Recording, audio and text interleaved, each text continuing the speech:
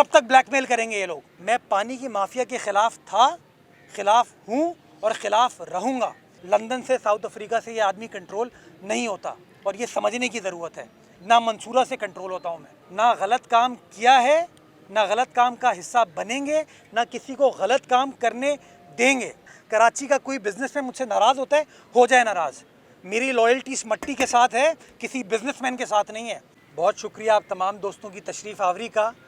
आज मैं deputy mayor साहब, हमारी सिटी काउंसिल के मुख्तलिफ़ अरकान, तारीख़ी फ्रेयर हॉल की इमारत हमारे पीछे है और फ्रेयर गार्डन या बाग़ जिना जिसका नाम है, उस बाग़ में हम मौजूद हैं, जहाँ पर डेली रोज़ाना की बुनियाद पर हज़ारों की तादाद में लोग आते हैं, इस खुली फ़िज़ा को भी इंजॉय करते हैं, फैमिलीज़ आती हैं, हल्ला गुल्ला भी करते हैं, पिकनिक भी करते हैं। तो माजी में रौनक का फुकदान था ऐसी हमारी पब्लिक स्पेसेस के ऊपर। हमने फ़ैसला किया, पाकिस्तान पीपल्स पार्टी के मंशूर के तहत चलने वाली बल्दिया उज़्मा कराची ने फ़ैसला किया कि ये जो पब्लिक स्पेसेस हैं, ये बागात हैं, ये जो पार्क्स हैं, मैदान हैं, ये कराची की आवाम की मिल्कियत है, उनकी अमानत है हमारे पास। और अगर वो अमानत दरवाज़े में बंद कर दी जाए, छुपा दी जाए, तो उस अमानत का कोई फ़ायदा नहीं है। हमारा टारगेट था कि जिस तरह अशराफिया के लिए, बड़े लोगों के लिए, अमीरों के लिए इस तरह की सहूलियात मैसर होती हैं, उसी तरीके से एक आम आदमी को भी ये फ़ैसिलिटीज़ मैसर हों। और आज हमारी यहाँ पर मौजूदगी इस बात का सबूत है कि किस तरीके से पीपल्स पार्टी कराची शहर की जो मकामी जगह हैं उनको रिवाइव करने की, उनको बेहतर करने की कोशिश कर रही है। आज आपको बुलाने का मकसद ये है कि हमने स्टॉर्म फाइबर की मदद से, हमारे पब्लिक प्राइवेट पार्टनरशिप हमारे मंशूर का एक हिस्सा है, ताकि अपने वसाइल को हम और चीज़ों के लिए इस्तेमाल कर सकें और प्राइवेट पार्टनर्स के ज़रिए अपनी फैसिलिटीज़ को बेहतर बना सकें। तो हमने फ़ैसला ये किया कि ये जो फ्रेयर हॉल का सारा एरिया है, यहाँ पर जो लोग आते हैं, वीडियोस बनाते हैं, टिकटॉक बनाते हैं, इंटरनेट यूज़ करते हैं, तो उनको इंटरनेट की बंदिश का या इंटरनेट ना होने का, स्पेशली जो गरीब लोग हैं, मेहनत कश हैं, उनको उसकी कमी का सामना होता है। तो केएमसी ने फ़ैसला ये किया कि स्टॉर्म फाइबर के इश्तराक से हमने यहाँ पर फ्री वाईफाई फैसिलिटी स्टार्ट कर दी है और ये कराची की पहली पब्लिक फैसिलिटी है जहाँ पर मुफ्त वाईफाई की सहूलत हर आने वाले के लिए अवेलेबल होगी, चाहे वो यहाँ बाग में रहना चाहे या अंदर लाइब्रेरी में जाके तालीम हासिल करना चाहे, किताबों को पढ़ना चाहे, किताबों का मुताला करना चाहिए, या ऊपर सातकैन हॉल जो है हमारा गैलरी, उसको देखना चाहे। दूसरी चीज़, हमने अपने तालिब इल्म जो पढ़ने के लिए आते हैं, जिनको किताबों का शौक़ है, उनको फैसिलिटेट करने के लिए हमारी जो ये पब्लिक लाइब्रेरी है, इसको बेहतर बनाने का एक प्रोसेस स्टार्ट किया है और हमने इसके एक पोर्शन को एयर कंडीशन कर दिया है, ताकि गर्मी में जो हमारे बच्चे बच्चियाँ चाहे सिविल सर्विसेज की तैयारी करने के लिए हैं या और किताबों का मुताला करने के लिए हैं, तो वो अच्छे माहौल में सुकून से अपनी पढ़ाई लिखाई कर सके। तो वो फैसिलिटी भी माशाल्लाह एक्टिवेट कर दी गई है। और तीसरी चीज़ ये, चूँकि कल्चर हमारे माशरे का एक बड़ा अहम हिस्सा है और ऐसी बड़ी बड़ी स्पेसेस जहाँ पर सैकड़ों की तादाद में, हज़ारों की तादाद में लोग आते हैं, वहाँ पर एक्टिविटीज़ भी होनी चाहिए। तो हम कोशिश ये कर रहे हैं कि हमारे जो लोकल आर्टिस्ट हैं, हम उनको इनकरेज करने के लिए इसी फ्रेयर हॉल के अहाते में ऐसी स्पेसेस इस्टेब्लिश करने की कोशिश कर रहे हैं कि सितार नवाज़ आए, यहाँ पर तबला नवाज़ आए, जो ड्रमिंग करना चाहता है, जो गिटार बजाना चाहता है, जो कीबोर्ड प्लेयर है, पियानो प्लेयर है, वो आए यहाँ पर और अपने टैलेंट को जो आने वाले लोग हैं उनके सामने उजागर भी कर सके। और हम कोशिश ये कर रहे हैं कि इस तरह की कोई क्लासेस भी स्टार्ट की जाएं कि कोई ऐसा शख्स अगर सीखना चाहता है कि तबला कैसे इस्तेमाल किया जाता है या सितार को कैसे बजाया जाता है, तो वो सीख भी सके इस हुनर को, ताकि जो कल्चरल एक्टिविटीज़ हैं इनको भी फ़रोग़ दिया जा सके। इसके साथ साथ जो मुसव्विरी है कि जो पेंट वगैरह करना चाहते हैं, क्योंकि सातकैन साहब इतने बड़े हमारे आर्टिस्ट थे, तो अगेन हम चाहते हैं कि उसकी क्लासेस भी यहाँ पर मौजूद हों। तो हमारा टारगेट ये है कि ये फ्रेयर हॉल, जो कि माजी में एक एक्सक्लूसिव मेयर इस्तेमाल कर ले, डिप्टी मेयर इस्तेमाल कर ले, कोई बड़ा आदमी इस्तेमाल कर ले, इसकी एक्सेस ओपन हो, हर शहरी के लिए हो और उनको कोई ना कोई फैसिलिटी हासिल हो। तो हमने उस प्रोसेस का आगाज़ कर दिया है और इंशाअल्लाह मज़ीद बेहतरी आने वाले हफ़्तों में, आने वाले महीनों में इस पब्लिक स्पेस के अंदर बल्दिया उज़्मा कराची की जानिब से की जाएगी। मैं शहरियों को भी चाहूँगा कि इस इनिशिएटिव को ऑन करें, हमारी मदद करें, ताकि इस तरह की हेल्दी एक्टिविटीज़ हम कराची के हर ज़िले के अंदर, हर टाउन के अंदर कर सकें और अपने मुआशरे का मुस्बत इमेज जो है दुनिया भर के सामने उजागर कर सकें कि हम एक ऐसा मुआशरा है जो कि टॉलरेंट है, प्रोग्रेसिव है, जो कि इल्म व तदरीस में भी बिलीव करता है, आर्ट्स एंड कल्चर में भी बिलीव करता है और एक दूसरे के ख़यालात को टॉलरेट करता है। तो इंशाअल्लाह आने वाले वक्त में इस तरह की मज़ीद बेहतरी आप कराची शहर में होते हुए देखेंगे, इस उम्मीद के साथ कि आने वाला वक्त हम तमाम कराची वालों के लिए, सिंध में बसने वालों के लिए और प्यारे पाकिस्तानियों के लिए बेहतर बनाए। पाकिस्तान जिंदाबाद। अच्छा, मेरे साथ ये बता दीजिए क्या ये सहूलत 24 घंटे दस्तियाब होगी और क्या इस तरह की जो सहूलत है फिर और के अलावा और दीगर मकामात पर भी आप प्लान कर रहे हैं और इसकी कितनी कैपेसिटी है, कितने मासेस को ये फैसिलिटेट कर सकेंगे? देखिए, पहली चीज़ तो ये 24 घंटे ये फैसिलिटी अवेलेबल होगी और 120 BPS MBBS मुझे बताया गया। मैं टेक्निकली साउंड आदमी नहीं हूँ, वज़ीर IT बनने का अहल इस वक्त मेरे ख़्याल में नहीं हूँ मैं, तो इसलिए मेरे लिए एग्जैक्ट उसके ऊपर बात करना मुश्किल है। लेकिन मैं ये समझता हूँ कि एक अच्छी चीज़ का आगाज़ है और अगर रिस्पॉन्स बड़ा अच्छा होगा तो मेरे ख़्याल में सर्विस को इनहेंस 2000 लोग एक वक्त में 2000 लोग इसको इस्तेमाल कर पाएंगे और अगर लोगों का इस्तेमाल अच्छा होगा, इस अमानत के अंदर ख़यानत भी नहीं होगी और इसको अच्छे तरीके से इस्तेमाल किया जाएगा, तो मैं समझता हूँ कि पूरा शहर अवेलेबल है। ऐसे बहुत सारे प्राइवेट पार्टनर्स हमारे पास हैं। मैं पहले तो इनका शुक्रिया इस तरह अदा करूँगा कि इन्होंने पहल की इसके अंदर, जिसका क्रेडिट इनको जाता है, वरना अदरवाइज़ लोग बल्दियाती इदारों के साथ काम करने में इतना बिलीव नहीं करते। इन्होंने हमारी मदद की। मैं चाहूँगा अगले फ़ेज़ में डिस्ट्रिक्ट सेंट्रल के किसी जगह पे, डिस्ट्रिक्ट मलीर की किसी जगह पे, डिस्ट्रिक्ट ईस्ट की किसी जगह पे, लियारी में, जहाँ भी हमारी पब्लिक स्पेसेस मौजूद हैं जहाँ पर लोग आते हैं, हम इस तरह की फैसिलिटीज़ को इस्टेब्लिश करना चाहेंगे ताकि लोग एंजॉय कर सकें। कुछ टिकटॉक अपनी बनाएं, कुछ टिकटॉक हमारी बनाएं, कुछ मुस्बित चीज़ें अपने शहर के बारे में इंटरनेट के ऊपर डालें, ताकि वो जो मनफी प्रोपेगेंडा बार बार किया जाता है ना हमारे शहर के बारे में, उस मनफी प्रोपेगेंडे को हम अमली तौर पर न्यूट्रलाइज़ कर सकें और बता सकें कि कराची कितना शानदार शहर था, शानदार शहर है और इंशाअल्लाह आप दोस्तों की मदद से इसके शान व शौकत में मज़ीद इजाफा बिलावल भुट्टो जरदारी साहब की सरबराही में हम सब करेंगे। बहुत स्लो नेट चल रहा है पूरे मुल्क में, आपको मालूम है। ये करके मैं सीनियर पिछले हफ्ते किस तरह का नेट चल रहा था, 1G 2GB पे आ गया था, नेट चल ही नहीं रहा था। तो उस दौरान जब नेट वहाँ से स्लो होगा तो यहाँ कुछ बेहतर चलेगा या? अच्छा, मैं मंजर पे आपको बताऊँ, वैसे तो मुल्क ही नहीं चल रहा था ये। बदकिस्मती के साथ जो पिछले 4-5 साल में इस मुल्क के साथ हुआ आपके सामने है। बहुत बदकिस्मत रिवायात हमारे मुल्क में इस्टेब्लिश कर दी गई, जिसको मैं बहैसियत शहरी के, सियासी कारकुन के, मैं उसको अप्रिशिएट नहीं करता। बड़ी मुश्किल से, बड़ी मेहनत के बाद, बड़ी जिद्दोजहद के बाद, बड़ी कुर्बानियों के बाद मैं समझता हूँ एक बार फिर हमारा मुल्क चलना शुरू हुआ है।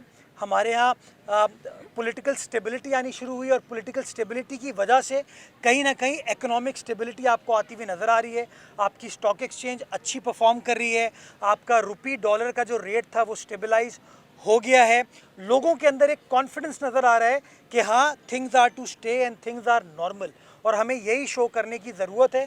तो मैं समझता हूँ जब पॉलिटिकल स्टेबिलिटी आ गई, जब इकोनॉमिक स्टेबिलिटी आ गई, तो इंशाल्लाह इंटरनेट की स्टेबिलिटी भी जो है वो आ जाएगी। और मैं वफाकी हुकूमत से रिक्वेस्ट करूँगा कि इसके अंदर जो भी रुकावटें हैं उसको दूर करें और जितनी ज़्यादा हम फैसिलिटीज़ अपने शहरियों को प्रोवाइड कर सकते हैं वो फैसिलिटीज़ प्रोवाइड। और मैं शहरियों से गुजारिश करूँगा कि उन फैसिलिटीज़ को ज़िम्मेदारी के साथ इस्तेमाल करें ताकि अपने मुल्क का मुस्बत इमेज हम दुनिया के सामने उजागर कर सकें। अच्छा, मेरे साथ 2 सवाल हैं। एक तो ये 3 कर लें सर। जिस तरह 5 उंगलियां बराबर नहीं होती, इस तरह पाकिस्तान पीपल्स पार्टी अच्छी हुकूमत में भी सब एक जैसे नहीं। आप मेहनत कर रहे हैं कराची का मुस्बत पहलू लोगों तक पहुंचाने की, तो वहीं पर जब आर्मी चीफ आए तभी आइडियाज़ की नुमाइश में बिजनेसमैनों से मुलाकात हुई, उसमें उन्होंने फिर सिस्टम, वही ज़मीनों के मामला, गैर कानूनी तामीरात, तो ये तमाम तर चीज़ें आपकी जो कारकर्दगी है उस पर पर्दा नहीं डालती।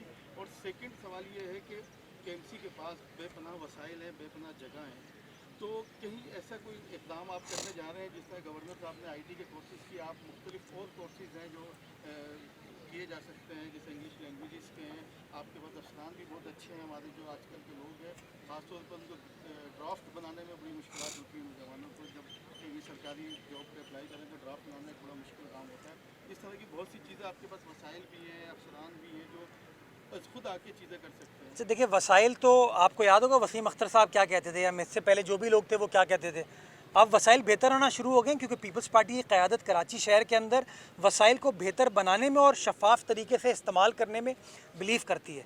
आप देखें, आपके सामने खड़े पब्लिक मौजूद है, किसी को रोका नहीं जा रहा, बात की जा रही है। ये मुआशरा है जिसको हम फ़रोग़ देना चाहते हैं और मैं कमिटेड हूँ इस बात पे। सलमान साहब कमिटेड हैं, पीपल्स पार्टी का एक एक नुमाइंदा इस बात पर कमिटेड है कि जो पब्लिक स्पेसेस है ना, वो पब्लिक की अमानत है। आपको याद होगा शहर में पब्लिक स्पेसेस के ऊपर शादी हॉल बना दिए गए थे, तब किसी ने नहीं पूछा। चाइना कटिंग करके क्या क्या कर दिया गया, तब नहीं पूछा। अब अगर इसी जगह पे मैं किसी एक आर्टिस्ट को बिठा दूँ और कहूँ कि यार ज़रा कैलीग्राफी सिखाए, तो कोई दोस्त मेरा आके तनकीद करेगा कि मुर्तज़ा वहाब ने इसको कमर्शलाइज़ कर दिया है। अगर मैं किसी अपनी बिल्डिंग के अंदर कोई आईटी क्लास स्टार्ट कर दूं, आईटी कोर्स स्टार्ट कर दूं, तो कल को जो कोर्स पढ़ा रहा होगा लोग उसके ऊपर इल्ज़ाम लगाएंगे कि मुर्तज़ा वहाब का है, सलमान का जानने वाले हैं, जब ये फैसिलिटी उसको दे दी गई है। तो मैं समझता हूँ हमें तनकीद का जो ये सोच है या रवैया, इससे बाहर निकलने की ज़रूरत है। आज अगर ये जगह बेहतर हो रही है या हमारे जितने भी पार्क्स बेहतर हो रहे हैं, उसकी वजह ये है कि मेयर ख़ुद उन पार्क्स में आते हैं, डिप्टी मेयर ख़ुद उन पार्क्स में आते हैं। हम पब्लिक इंटरेक्शन को बढ़ा रहे हैं और मैं समझता हूँ उनको मज़ीद बेहतर बनाने की ज़रूरत है। मैं तो ये ऐलान करना चाहूँगा कि हमारे जितने पार्क्स हैं, पब्लिक स्पेसेस हैं, वहाँ पर रेस्टोरेंट्स भी हों, वहाँ पर आईटी सेंटर्स भी हो, वहाँ वोकेशनल ट्रेनिंग सेंटर्स भी हो, आपके फुटसॉल की या ये जो आजकल नई चीज़ स्टार्ट हुई है पैडल टेनिस, इसकी फैसिलिटीज़ भी हो, ताकि वो जो अमीर का बच्चा उसको फैसिलिटी किसी क्लब में मिल पाती है, वो फैसिलिटी जो है वो किसी गरीब के बच्चे को भी मिल सके। मैं छोटी सी मिसाल आपको देना चाहूँगा। कराची क्लब किसकी ज़मीन पर है? केएमसी की ज़मीन पर है। कराची जिमखाना किसकी ज़मीन पर है? सिंध हुकूमत की ज़मीन पर है। नॉर्थ नाज़िमाबाद जिमखाना किसकी ज़मीन पर है? केएमसी की ज़मीन पर है। इन तमाम क्लब्स के अंदर मेंबरशिप की फ़ी ली जाती है और अच्छी फ़ी ली जाती है और एक अच्छी फैसिलिटी वो अपने मेम्बरान को देते हैं, जहाँ पे लोग आके इंजॉय कर सकते हैं, सुकून कर सकते हैं। यही चीज़ अगर आज मुर्तज़ा और सलमान केएमसी स्पोर्ट्स कॉम्प्लेक्स में करना शुरू कर दें तो आप लोग तनकीद करना शुरू कर देंगे कि देखो यार क्या कर दिया। आप कंपेयर करते हैं कि किसी क्लब की जिसकी 25 लाख रुपए मेंबरशिप है कि वो क्लब उतना ही अच्छा चलेगा केएमसी स्पोर्ट्स कॉम्प्लेक्स जिसकी मेंबरशिप फ़ी जो है शायद 17 या 18 हज़ार रुपये। तो कहीं ना कहीं हमें थोड़ी सी चीज़ों को बैलेंस आउट करने की ज़रूरत है। हम चाहते हैं केएमसी के असासे जो है वो ईमानदारी से इस्तेमाल किए जाएँ, मतानत के साथ, दयानत के साथ, शफाफियत के साथ इस्तेमाल किए जाएँ, ताकि अपने लोगों को हम बेहतर फैसिलिटी प्रोवाइड कर सकें और उसके लिए हम अकाउंटेबल होंगे कि हाँ यार ये चीज़ हमारे पास थी, ये चीज़ हम शहरियों को दे रहे हैं। अब आपने जो बिज़नेसमैनों की बात की, मुझे दुख होता है। अच्छे हालात हों तब भी ये बिज़नेसमैन बुरी बात करते हैं, बुरे हालात हो तब भी बिज़नेसमैन ये बुरी बात करते हैं। जब 90s में ये शहर पहिया जाम हड़तालें होती थी, जब 12 मई 2007 को शहर को बंद कर दिया गया था, बल्दिया फैक्ट्री के ऊपर आग लगा दी गई थी, वो शहर बेहतर था या आज का ये शहर बेहतर है?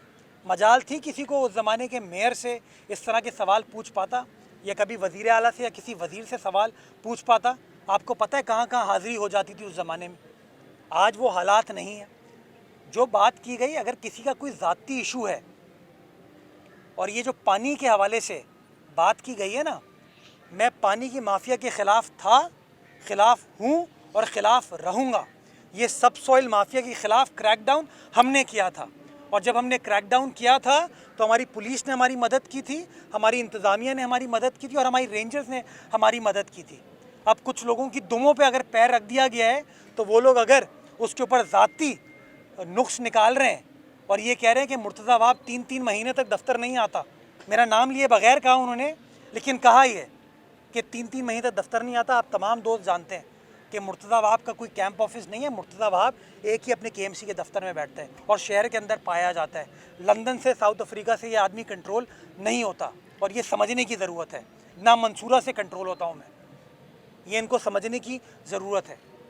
तो जब भी कोई शख्स बोल्ड फैसले करता है ना, तो उसके ख़िलाफ़ इसी तरह की साजिशें बदकिस्मती के साथ की जाती हैं।